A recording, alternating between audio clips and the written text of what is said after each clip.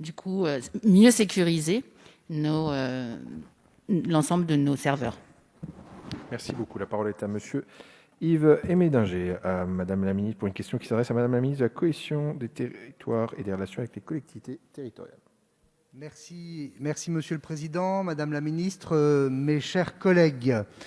Ma question concerne les montants considérables qui sont versés par la Collectivité européenne d'Alsace, désormais, que vous connaissez bien, vous avez largement contribué à sa création, je vous en remercie encore avec mes collègues, et la communauté de communes du Pays de Brizac au titre du Fonds national de garantie individuelle des ressources, le FNGIR, depuis la fermeture de la centrale de Fessenheim. Au début de l'année 2020, votre décision de fermer la centrale a fait subir à la CEA et à la Comcom d'importantes pertes de recettes fiscales. Les reversements au FNGIR sont calculés sur la base d'une comparaison de ressources fiscales avant et après la réforme de 2010. Les collectivités continuent à contribuer à ce fonds, 2,9 millions payés par la CEA, 2,9 millions payés par la communauté de communes. Ce sont donc 5,8 millions à la charge des contribuables alsaciens qui subissent une réelle double peine, car ils sont en plus amenés à faire face au coût de la revitalisation de leur territoire. Cette situation n'est évidemment pas acceptable. En décidant d'indemniser EDF durant 20 ans, vous admettez en réalité que cette centrale aurait pu encore fonctionner pendant cette même période. Vous privez ainsi le territoire des ressources fiscales d'un équipement performant, sans être en mesure de proposer une compensation réelle des pertes subies par les collectivités locales. La compensation actuelle de l'État de 30 millions d'euros sur 10 ans ne pourra jamais couvrir les pertes financières locales dues au titre du FNGIR, et encore moins celles liées à la transformation de l'économie locale.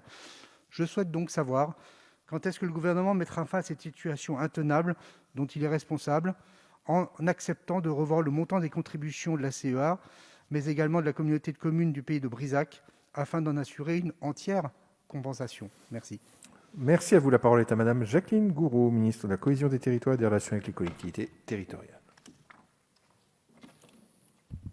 Monsieur le député, peut-être est-il utile de rappeler que c'est au cours de la suppression de la taxe professionnelle en 2010 que nous avons eu la création d'un mécanisme de compensation pérenne pour les collectivités locales afin de neutraliser les conséquences de la réforme sur leur budget.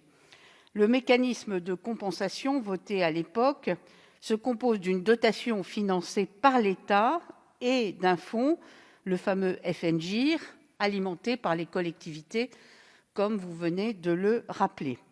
Le FNGIR permet d'assurer à chaque collectivité, par l'intermédiaire d'un prélèvement ou d'un reversement, que les ressources perçues après réforme sont identiques à celles perçues avant réforme.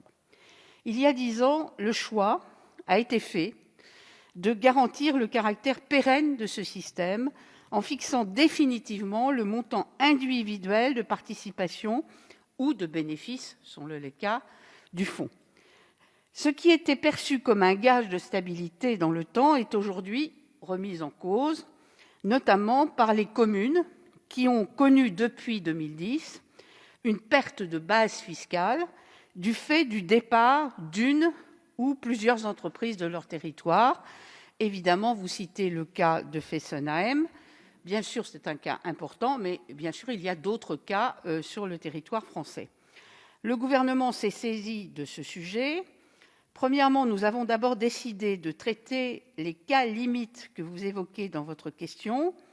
La loi de finances pour 2021 prévoit ainsi que les communes et EPCI, pour qui le prélèvement au titre du FNJ représente plus de 2% de leurs recettes réelles de fonctionnement et qui auront connu depuis 2012 une baisse de plus de 70% de leur base de cotisation foncière des entreprises, percevront chaque année une dotation de l'État égale au tiers de leur contribution au FNGIR.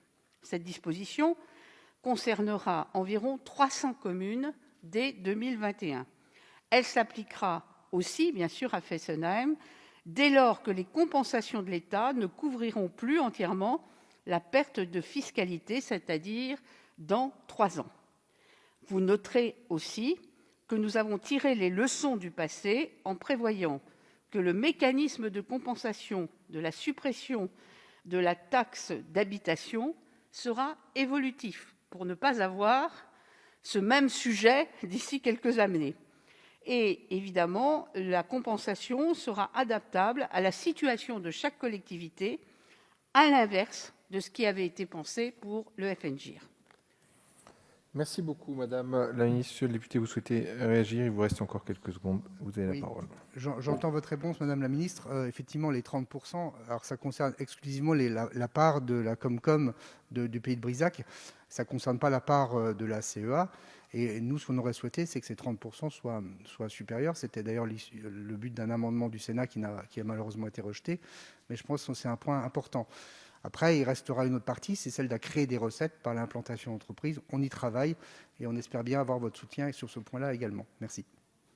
Merci à vous. La parole est désormais à Madame Agnès Firmin-Lebaudot qui s'adresse au secrétaire d'État